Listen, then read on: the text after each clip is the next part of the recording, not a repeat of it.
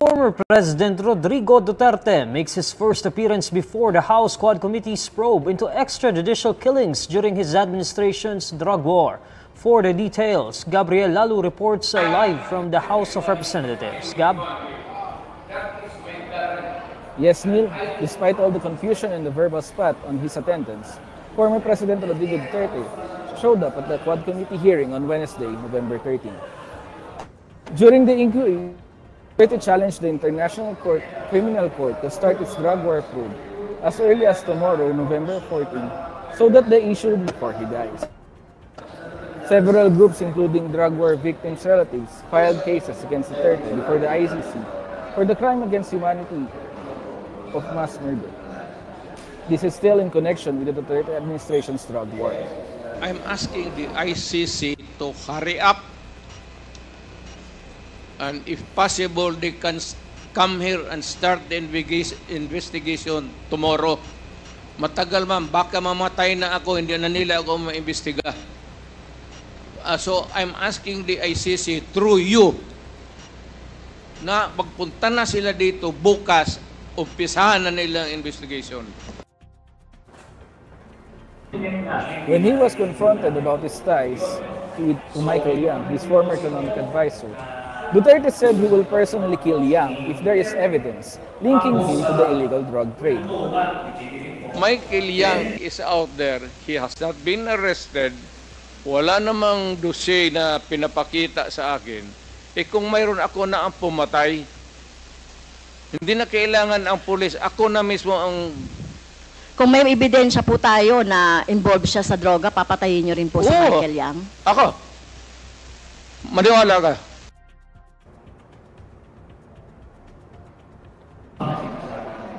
Yang was linked to illegal drug trade after warehouses in central Luzon, supposedly owned by companies he was a part of, were used to store illegal substance. Duterte and his nemesis, former Senator Laila De Lima, were also seated beside him. At one point in the hearing, Duterte was asked if he believed that De Lima was the mother of all drug lords. Duterte did not answer directly, while De Lima said such claims were fictitious and were only part of the past administration's propaganda. Later in the hearing, Duterte's daughter, Vice President Sara Duterte, also appeared before the Quad Committee. While it is unclear why the vice showed up, Police Representative Franz Castro said the younger Duterte should attend the Committee on Good Government and Public Accountability probe into the alleged misuse of OVP and DepEd funds. The committee hearing today was supposed to be rescheduled to November 21, but panel officials decided to continue. According to lead presiding officer and Surigao lawmaker Robert Ace Barbers, the panel wanted to maximize Duterte's presence. Gab, it seems na based on what I'm hearing on your background, is that the ongoing hearing over there at the House of Representatives? Yes, the former president is still here along with his daughter, the vice president. They're still here. Ine-expect ba natin na medyo gagabihin itong hearing na ito? Because this started earlier today and hanggang ngayon, it's still ongoing. Well, according to the interpellations earlier, lead presiding officer and Surigao lawmaker Robert Ace Barber said that the first round of interpellators has not been finished. They have not finished asking questions. So, there will be a round 2. May round 2 pa tayo dito, pero hindi pa nagsisimula yung round 2. So mukhang marami. So malamang sa malamang, malamang sa malamang aabutin na naman ng madaling araw ang Quad Committee hearing na ito. Okay, Gab, let's talk about what the things that have been discussed so far there at the hearing. So, ulit-ulit na naririnig natin from President Duterte yung linyang he's ready to take responsibility sa kung ano man yung nangyari during the drug war. But what specifically? Has he mentioned anything specific na he's taking responsibility for? Has he seen anything that warrants accountability for him to say na he's ready to take responsibility? Because by saying that, in a way, it might be viewed as a form of admission that some things went wrong during the drug war.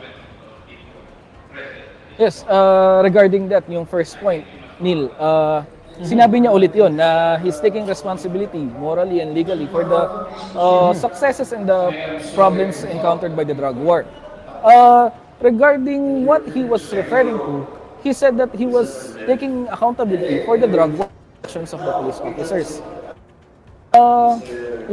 Lawmakers also asked Duterte if he was referring to the killings that he made outside of the drug war, because earlier he said that meron siyang pinatay na 6 o 7 tao na mga kriminal daw.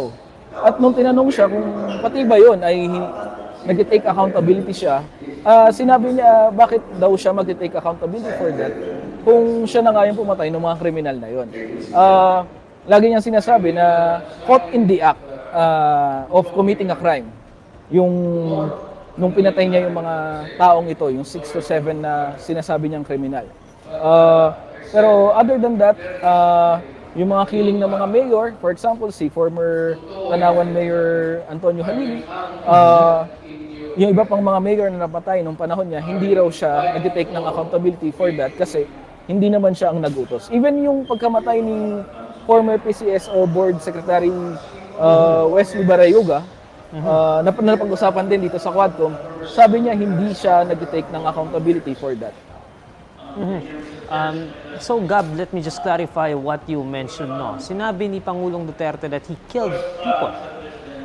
Yep. Categorically, sinabi niya yon. Tinanong siya kanina ni Gabriela Party List Representative Arlene Brosas kung meron na ba siyang pinatay personally. Kumbaga, siya mismo yung nagpapatay. Oo.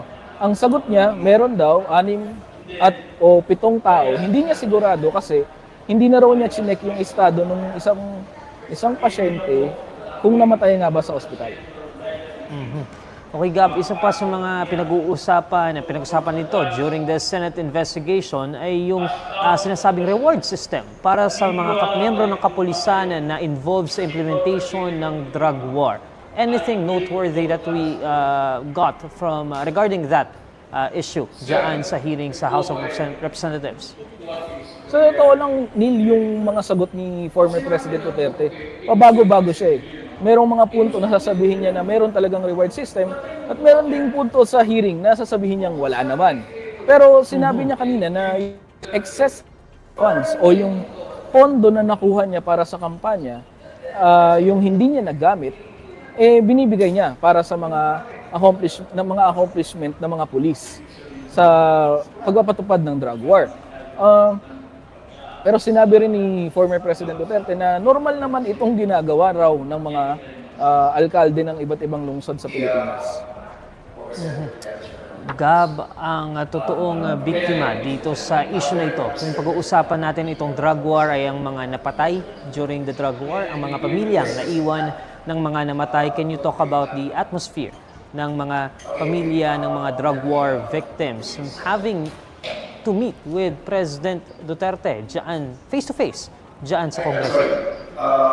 So kung sa Senate, naunang magsalita si former President Rodrigo Duterte, dito hindi na siya pinagsalita kasi ginamit na yung kanyang opening statement sa Senate as his opening statement dito sa Quad Committee hearing.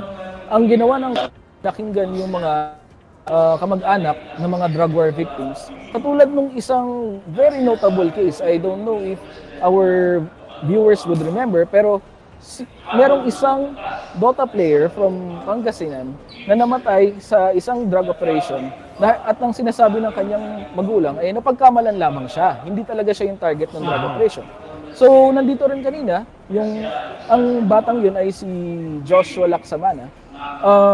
Nandito rin kanina yung kanyang magulang at pinakita niya na nalulungkot siya dun sa nangyari, pero mas nakakagalit nung nalaman nila na ang posibilidad na meron palang reward system dito na kaya napatay yung anak niya dahil may posibilidad na ang mga nagpatupad ng operation na yun hinahabol yung reward.